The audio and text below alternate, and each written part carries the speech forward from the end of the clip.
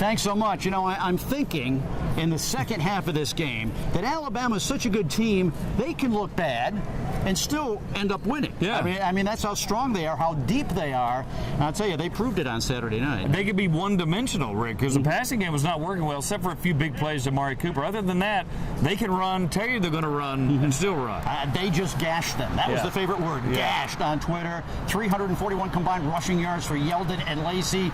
32-28. Let's take a listen. Are you mentally exhausted? It was a close game. It could have went either way, man. They played their house. We played our house out tonight. Man, I love this game, man. I love this sport, man. I love this, man. I love it. DJ, you just gashed them today, man. I had a mindset, my team, shoot, they depend on me for their energy. And I had to bring it on every play. I would not be the non-attitude. You got to have the attitude. I mean, you know, they were giving us the run.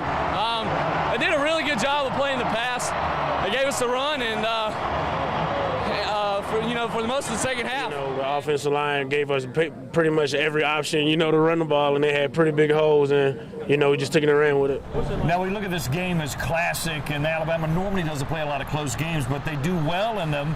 They did here again, down 3 times. Normally they're not like that, right, Rick? They're not down 3 times. Come back and win this game, even holding off the Bulldogs late inside the 10-yard line.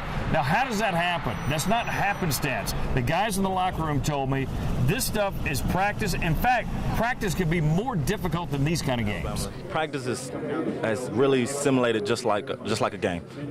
We practice just as hard as we play in the game. And sometimes, when we practice that hard, it makes the game a lot easier, and it feels like the game's practice.